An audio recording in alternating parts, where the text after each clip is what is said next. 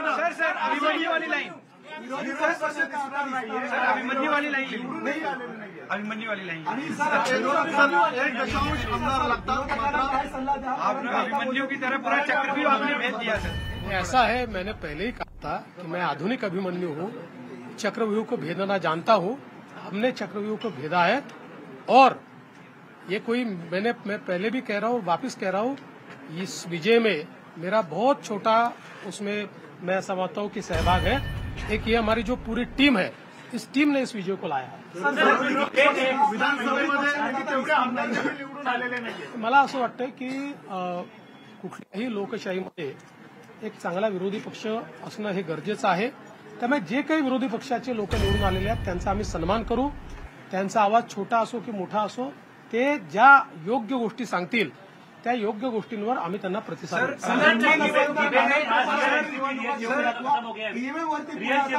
मराठी हो जाणार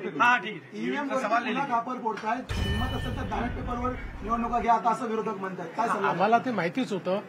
जर झारखंड मुक्ती मोर्चा जिंकला तर तिथलं ईव्हीएम टॅम्पर प्रूफ परफेक्ट एकदम जनमताचा कौल लोकशाहीचा विजय आणि महाराष्ट्रामध्ये हे धाराशाही झाल्याबरोबर लोकशाही खतऱ्यात आलेली आहे। ईव्हीएम प्रॉब्लेममध्ये आहे, ईव्हीएम टॅम्पर झालेला आहे। मला असं वाटतं की कुठेतरी अशा परिस्थितीमध्ये आत्मचिंतन केलं पाहिजे आणि खरी कारणं काय आहे। मला काय त्यांना सल्ला द्यायचा नाहीये, मी तेवढा मोठाही नाहीये, पण कधीतरी त्यांना खरी कारणं काय आहेत याचा विचार करावा। ज्यांनी मुख्यमंत्री पदाची स्वप्न पाहिली असे राष्ट्रवादी आणि काँग्रेसमधल्या बड्या नेत्यांचे या विधानसभा निवडणुकीमध्ये पराभव झालेला आहे। असं लोकशाहीची हीच खरी मला असं वाटतं गंमत आहे की लोकशाहीमध्ये कोणाला जनता डोक्यावर घेईल आणि कोणाला जनता धाराशाही करेल हे सांगता येत नाही। या निवडणुकीने पुन्हा एकदा ते दाखवून दिलं। सवाल आहे सर, मोठ्या प्रमाणामध्ये यश मिळालेलं आहे। मागच्या वेळेस दातृत्व दाखवत भाजपाने एकनाथ शिंदेना सीएम पद दिलं। आता सगळ्या तुमच्या लोकांच्या अनेक राजकीय नेत्यांचे बाईट्स येत आहेत किंवा प्रतिक्रिया येत आहेत की भाजपाला आता यश मिळालं तर भाजपाने मुख्यमंत्रीपद घ्यायला हवं। साहेब, या बाबतीत माननीय अमितभाई शहांनी प्रेस कॉन्फरन्समध्ये क्लिअरली सांगितलेलं आहे, मुख्यमंत्रीपद हे कुठल्या निकषावर नाही। मुख्यमंत्रीपद तीनही पक्षाचे नेते एकत्रित बसून ठरवतील। एकनाथराव शिंदेजी त्यांच्या पक्षाचे राष्ट्रीय अध्यक्ष आहेत, अजितदादा त्यांच्या पक्षाचे राष्ट्रीय अध्यक्ष आहेत आणि आमचे जे राष्ट्रीय अध्यक्ष आहेत त्यांना आमचं पार्लमेंटरी बोर्ड हे ऑथराईज करतं।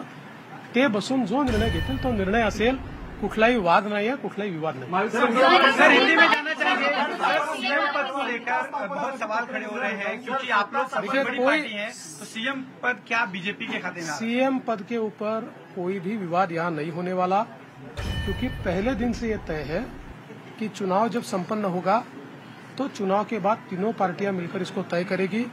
हमारे नेता आदरणीय होम मिनिस्टर साहब ने प्रेस कॉन्फ्रेंस में ये बहुत स्पष्ट शब्दों में बताया है कि चुनाव के बाद तीनों पार्टियां बैठेगी और इसका निर्णय करेगी। अभी मैं ऐसा मानता हूं कि हमारे एकनाथ शिंदे जी उनके पार्टी के अध्यक्ष है, अजित पवार जी उनके पार्टी के अध्यक्ष है और साथ में हमारे पार्टी के जो राष्ट्रीय अध्यक्ष है उनको हमारा पार्लियामेंट्री बोर्ड ऑथराइज करता है। तो ये लोग बैठकर एक उचित निर्णय करेंगे, हमारे वरिष्ठ नेताओं से बातचीत करेंगे, हमारे पार्लियामेंट्री बोर्ड से बातचीत करेंगे, जो निर्णय होगा वो सबको मान्य होगा, इसमें कोई विवाद नहीं। सर विरोधी कह रहे हैं कि गैर कानूनी सर हिंदी क्लियर बाबा, आता पूर्ण रिझल्ट संपू द्या। आता मी आणि अजितदादा आता सीएम साहेबांकडे चाललो आहे, आम्ही बसून जरा पुढचा काय कार्यक्रम करायचा तो चॉकआउट करू आणि तुम्हाला नीट सांगू। मुझे ऐसा लगता है कि एक प्रकार से लोगों ने अपना मैंडेट दे दिया। लोगों ने एकनाथ शिंदे जी को रियल शिवसेना के रूप में स्वीकार कर लिया है। बाला साहब ठाकरे की हिंदू हृदय सम्राट शिवसेना प्रमुख बाला साहब ठाकरे की जो शिवसेना है उसकी लेजिटिमेसी ये एकनाथ शिंदे जी को मिली है और जो मूल एनसीपी है उसकी लेजिटिमेसी अजित पवार जी को मिली। सर दो सवाल है सर मराठी या निवडणुकीमध्ये कास्ट पोलरायझेशन करण्याचा प्रयत्न महाविकास आघाडीकडनं आवर्जून केला गेला, विशेषतः मराठवाड्यामध्ये आणि विदर्भामध्ये पण वेगवेगळ्या ठिकाणी अशा स्वरूपाचा प्रचार केला गेला। तरी देखील विदर्भ आणि मराठवाडा याच्यामध्ये प्रचंड भाजपाला यश मिळताना दिसतंय, याचं प्रमुख कारण मला असं वाटतं की जेव्हा वारंवार तुम्ही एका व्यक्तीला, एका पक्षाला टार्गेट करता, त्यावेळी तुम्ही जे टार्गेट करता त्यातली हवा पण निघून जाते आणि त्याची तीव्रताही कमी होते आणि लोकांना त्याचं सत्य समजतं. लोकांच्या मनात त्यानंतर एक प्रकारची सहानुभूती तयार होते. लोकांना लक्षात येतं की चुकीच्या पद्धतीनं टार्गेट केलं जात आहे. तसंच आम्हाला महाविकास आघाडीने ठरवून या ठिकाणी टार्गेट केलं. पण मला असं वाटतं की हळूहळू लोकांनी लक्षात आलं, कारण आमचा ट्रॅक रेकॉर्ड चांगला आहे. आम्ही नेहमी पॉझिटिव्ह काम केलेलं आहे. त्यामुळे आमचा ट्रॅक रेकॉर्ड पाहून लोकांनी या ठिकाणी मतदान केलं. सर मराठा आरक्षण को लेकर ही सवाल है. काय सांगाल, कारण निकाल लागला. मला असं वाटतं की या निकालाने एक गोष्ट स्पष्ट केली आहे. हिंदू हृदय सम्राट शिवसेना प्रमुख बाळासाहेब ठाकरे यांची शिवसेना ही एकनाथराव शिंदेजींची शिवसेना आहे, किंवा एकनाथराव शिंदेजी ज्या शिवसेनेचे प्रमुख आहेत तीच शिवसेना ही आता या ठिकाणी हिंदू हृदय सम्राट शिवसेना प्रमुख बाळासाहेब ठाकरेंची आहे. त्याची लेजिटिमसी जी आहे ती आता एकनाथराव शिंदेजींकडे आलेली आहे. आणि तशीच राष्ट्रवादी काँग्रेसची लेजिटिमसी जनतेनं अजितदादा पवारांना दिलेली आहे. सर तुम्हाला काय नेमकं बोलणं झालं आईसोबत आणि अमित शहा? आईचा तर फक्त आशीर्वाद घेतलाय. आईने आशीर्वाद दिलाय आणि अमितभाईंनी खूप आनंद व्यक्त केला आणि अमितभाईंनी या ठिकाणी आमचं अभिनंदन देखील केलं. सर मराठा आरक्षण को लेकर बड़ा मुद्दा बना. इसके बावजूद आपकी पार्टी बड़ी जीत यहाँ पर हासिल करी. आपके ऊपर चूंकि एक तरह से आरोप हुआ, आपको अभद्र शब्दों में आपके खिलाफ जो है आलोचना करी गई, क्या ये उस वजह से मराठा आरक्षण का जो एक आंदोलन था वो फेल हुआ और जो मैंडेट था वो कहीं न कहीं आप लोगों के फेवर में? देखिए, मैंने इससे पहले भी कहा था कि लोकसभा के चुनाव में हमको 43.6% मिले थे, उनको 43.9% मिले थे. तो अगर मराठा समाज ने हमको वोट नहीं दिया होता तो क्या हम 43.6% पर पहुंचते? मराठा समाज हमारे साथ था, है और रहेगा. ओबीसी समाज हमारे साथ था, है और रहेगा. सारे समाज.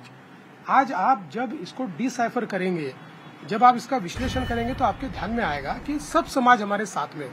देखिए, हर समाज की अपनी इच्छाएं होती है, आकांक्षाएं होती है, लेकिन उनको ये भी पता होता है कि अपनी आकांक्षाएं पूर्ण करने के लिए प्रामाणिकता से काम कौन कर सकता है.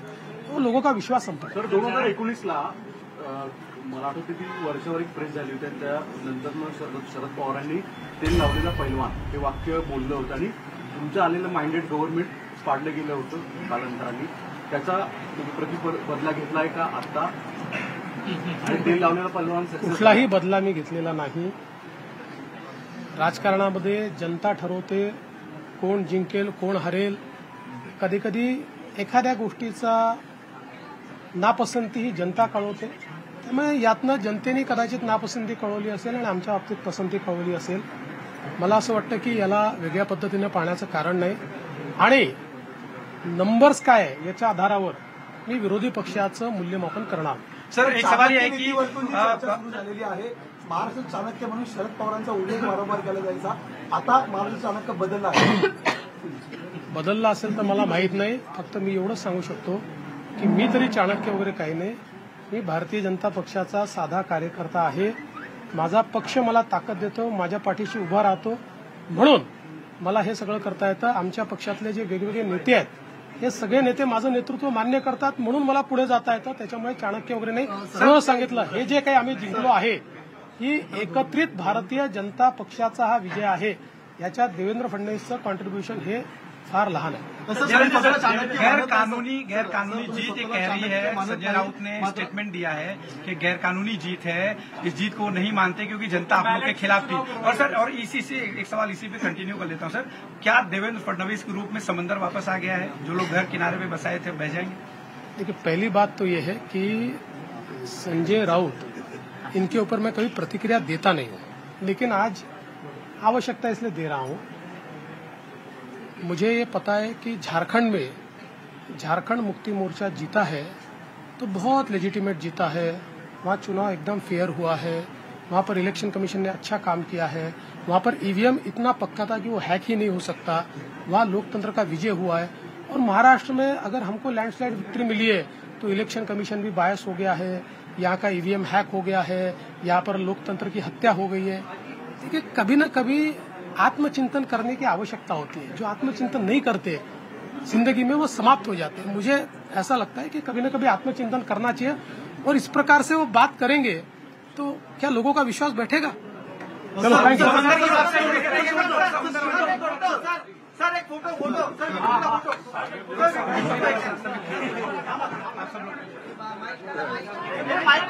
सर